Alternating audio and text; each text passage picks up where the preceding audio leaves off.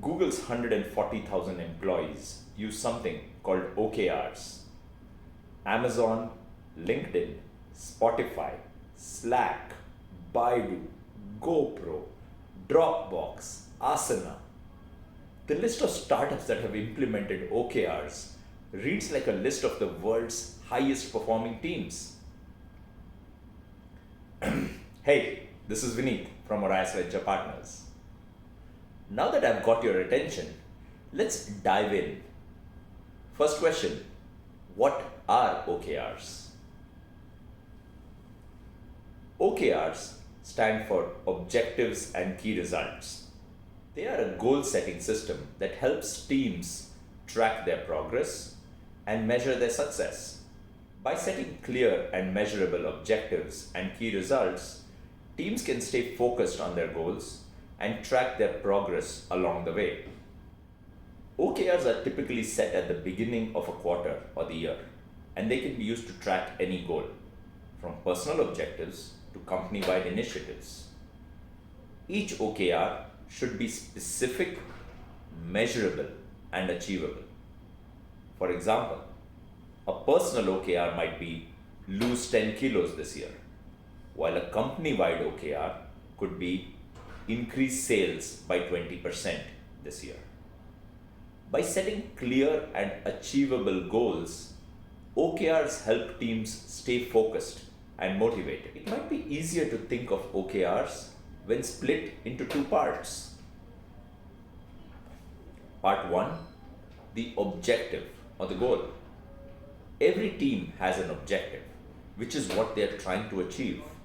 For example, a team's objective might be to increase sales by 20%. Part 2, the key result or the metric. Each team member then has their own key results that they contribute to this goal.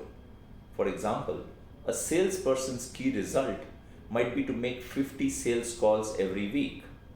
You notice the goal is to increase sales, but the key result per salesperson is to make X number of calls. Now, I'm sure a lot of you have heard of something called KPIs. So what's the difference between OKRs and KPIs? In the case of OKRs, each objective should be measurable and have a clear timeline associated with it.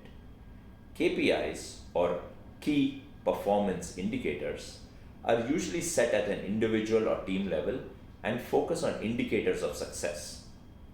KPIs can be financial or non-financial in nature. For example, a sales team might track KPIs such as number of new clients acquired or the total value of deals closed in a specific time period. Let's look at the key differences between OKRs and KPIs. First, OKRs are typically broader in scope than KPIs.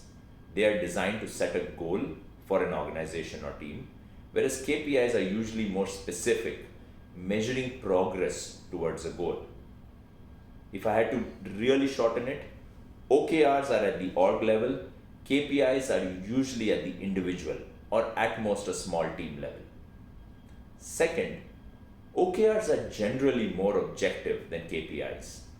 KPIs can be affected by subjectivity, whereas OKRs tend to be more measurable. OKRs, more objective. KPIs end up being more subjective.